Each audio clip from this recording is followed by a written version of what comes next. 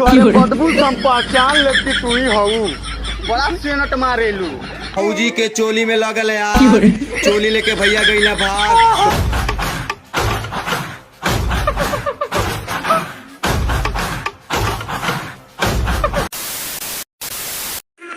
जान I love you, तुम दिल की धड़कन में रहते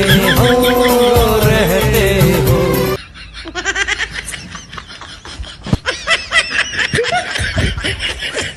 तेरी धुन सांसों से कहते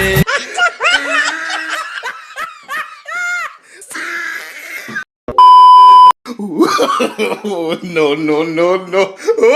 अरे शराब पीना छोड़ दो देव।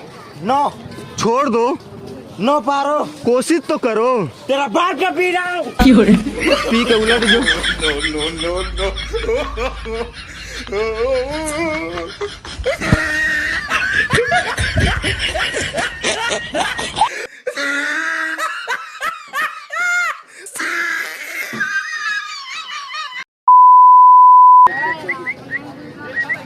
हेलो गाइज, मैं गाना गाने जा रहा हूँ, ध्यान से सुनिएगा।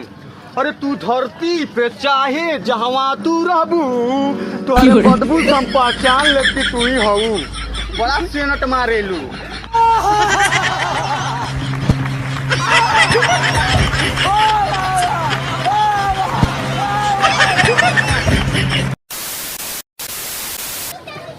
हेलो गाइज, मैं गाना गाने जा रहा हूँ, ध्यान से सुनिएगा।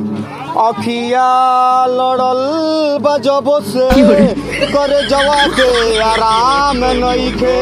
अखिया फूटल बजब से दिल को करार नइखे।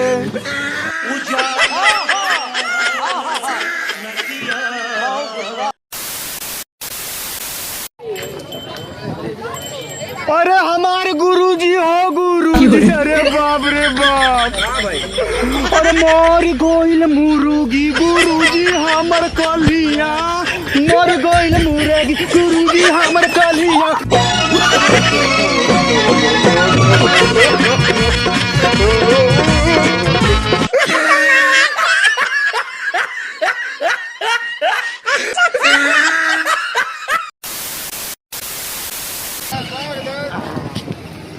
हेलो गाइज, मैं गाना गाने जा रहा हूँ, ध्यान से सुनिएगा।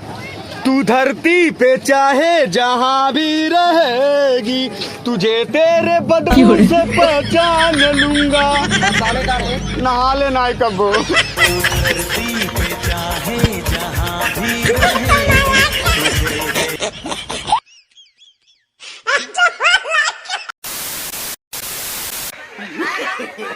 हेलो गाइस, खेसारी लाल का न्यू सॉन्ग आ गया है। भौजी के चोली में लगल है यार, चोली लेके भैया गई ना भाग। तो प्लीज आप लोग मेरे चैनल को सपोर्ट करें, प्यार दें, आशीर्वाद दें। Love you guys.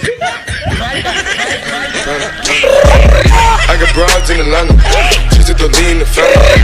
Credit cards and the scammers, hitting the licks in the back.